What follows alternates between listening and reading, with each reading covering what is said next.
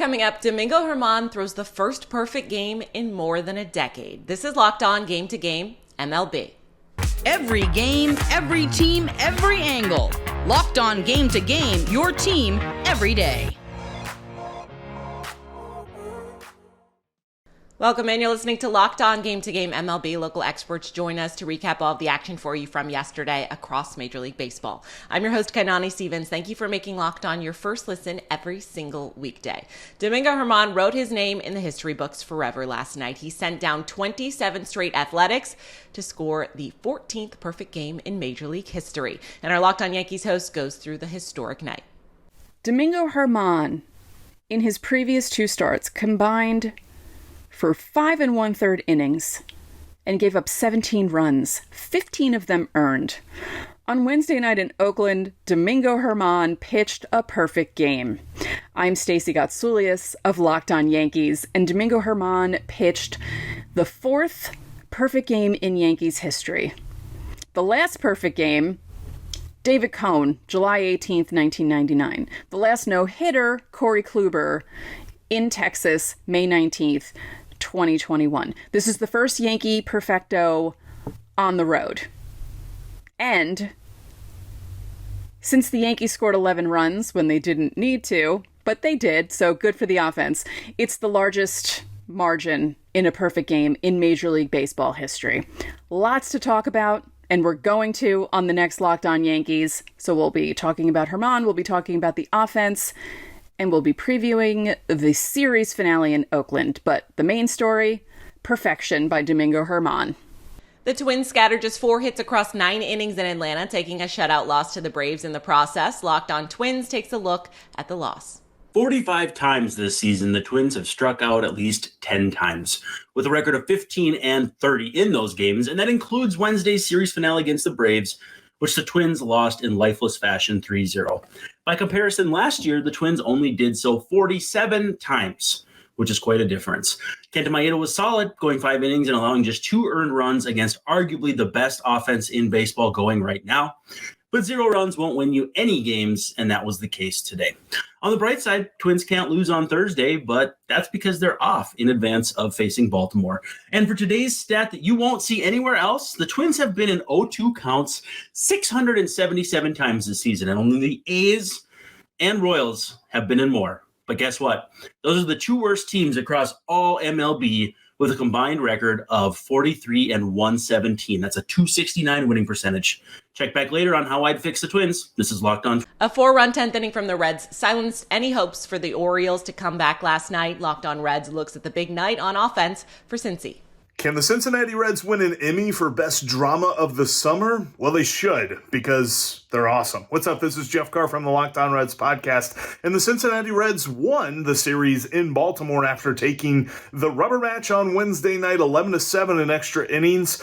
A wild game, up and down. Started with Luke Weaver giving up 4 runs in the first inning and then retiring 10 straight batters as the Reds lineup got to work.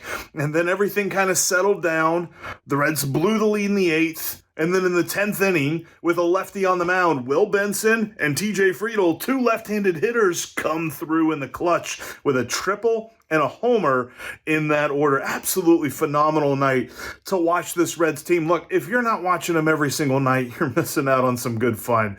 We've got so much to get to as to all of the different heroes in this game, so make sure you join us on the next Locked On Reds podcast. Today's edition of Locked On Game to Game is brought to you by Gametime. Getting last-minute tickets should not be hard, and it should not be expensive. Gametime has you hooked up because they have the Gametime guarantee. That means you will always get the best price. If you find tickets in the same section and row for less somewhere else, Gametime will credit you 110% of the difference. So download the Gametime app, create an account, use code LOCKEDONMLB. You will get $20 off your first purchase. Terms apply, but again, just create an account, redeem code LOCKEDONMLB for $20 off. Download Gametime today. Last minute tickets, lowest price guaranteed. Welcome back. You're listening to Locked On Game to Game MLB. I'm your host, Kainani Stevens. The Marlins scored 5 unanswered runs through the late innings to pick up a win over the Red Sox at Fenway yesterday. Our Locked On Red Sox host has more after taking the loss. Frustrated, irritated, disappointed. You can pick any of those following words to describe how I'm feeling right now after tonight's Red Sox game. I mean, to come out the way they did after the rain delay and that top of the 6th inning just couldn't get it done, just more defensive inefficiencies and, the offense still being cold. I mean, going into the rain delay, the Red Sox had a chance. Pivetta was looking really good, maybe the best I've seen from him all season. And to come out the way they did is just incredibly irritating. And it's just the same old thing every single night at this point with this team. I mean, figure it out. Connor Wong should never have let that ball get past him. And Hamilton tried to be too fancy on that next play when fielding the ball. He should have just, stopped it in front of him. But it's irritating. It's really irritating. Mets owner Steve Cohen told reporters yesterday that he knows time is running out on the team's hopes this season, but that did not help motivate New York to beat Milwaukee yesterday. Locked On hosts with both teams tell you how things played out. Hi, everybody. Chuck Freeman from Locked On Brewers. The Brewers have taken 2 of the first 3 in New York against the Mets, a 5-2 win on Wednesday night, and the bullpen really did its job in relief of Wade Miley. He went the first 4 innings. Miley got out of a huge mess in a 2-2 game early on, bases loaded, no out with a run in. He got out of it with the help of a double play ball. Bryce Wilson in middle relief improved to 3-0, and Devin Williams saved it in the 9th inning. But Christian Yelich, this was a 3-2 game late. He came up with a 2-run knock and helped cement this victory. Terrific win for the Brewers. Adrian Hauser pitches on Thursday in the finale, and the Brewers move on to Pittsburgh. We'll talk about all this coming up on Locked On Brewers. We'll talk to you a little bit later on, everybody. Chuck Freeman on Locked On Brewers on the Locked On Podcast Network. After Steve Cohen put pressure on the players to win some games and make this team a contender by the deadline, the Mets fell flat with another brutal loss. This is Ryan Finkelstein, the host of Locked On Mets, and we saw, a pretty well-pitched game by Kodai Senga. All things considered, didn't get deep, but was able to keep the Mets in there. But the big story was loading the bases in the 4th inning, no outs, and you only get 1 run out of it. And that's the story of the season for the Mets. When you get pitching, you don't get hitting. When you get hitting, you don't get pitching. That's what happened again. And there's also a brutal call that went against them, which is another thing that has been typical for this season. And just another bad night of Mets baseball. On tomorrow's show, I'll be going over everything from Steve Cohen's press conference and what it means for the future of this franchise. 5 runs in the 8th inning helped Houston get revenge after losing to St. Louis on Tuesday, and our Locked On hosts with both the Astros and the Cardinals go over Game 2 in the series.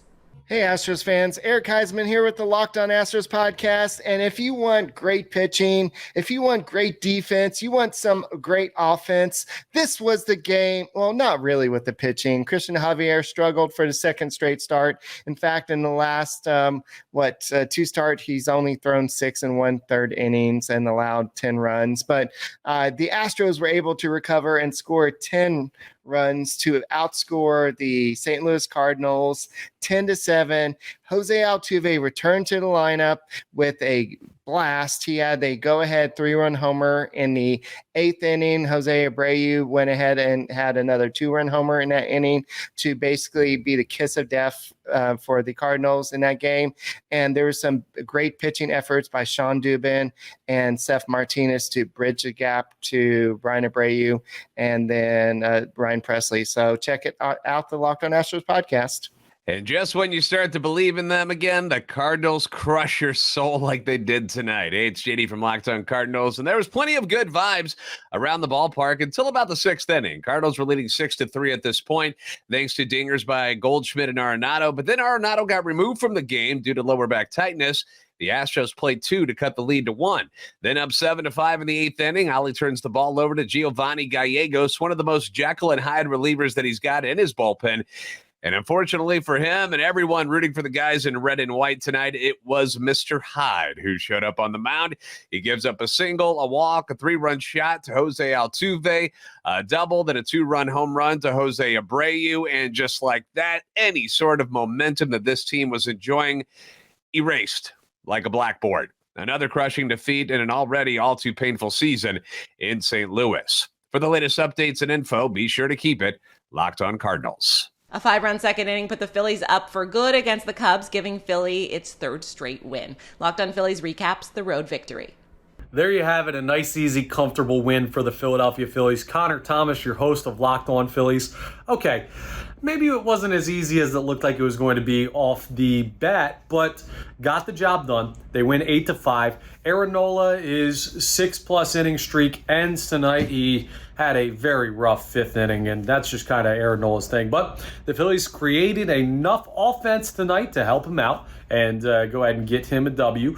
They go ahead and hit multiple home runs. Sosa goes yard. Castellanos goes yard. Josh Harrison even finds a little bit of pop in his bat. Nick Castellanos has been amazing. Kyle Schwarber looks better, more comfortable in Chicago, so that's nice. Maybe that sort of homecoming for him has helped him. And, the Phillies are on a roll. They got a chance to sweep the Cubs tomorrow. They've won, 3 straight now? Yeah, 3 straight now. Love that for them. And the June Phillies are just on fire. Love that, and we'll talk more about it on the next episode of Locked On Phillies. Welcome back. You're listening to Locked On Game to Game MLB. I'm your host, Kainani Stevens. Jose Ramirez hit a grand slam to lead a 14-run effort from the Cleveland offense last night, beating the Royals without much trouble. Locked On Guardians has the details from the blowout. The Cleveland Guardians are in first place. They're going for a sweep tomorrow. This game was such a blowout, the most runs scored all year, that Justin and I started recording as the game was going on because this was pretty much a sure locked up win. 14-1. They scored 7 runs in the 6th. As I stated earlier, the highest run total for the Cleveland Guardians this year. They are now up half a game in the division. A win tomorrow will put them up a full game as they go for the sweep against the Kansas City Royals. For a team that's had its ups and downs, its struggles, first place at the end of June. They're there. It is a fun game tonight. 3 home runs, 3 doubles, a triple. Bo Naylor's first major league home run.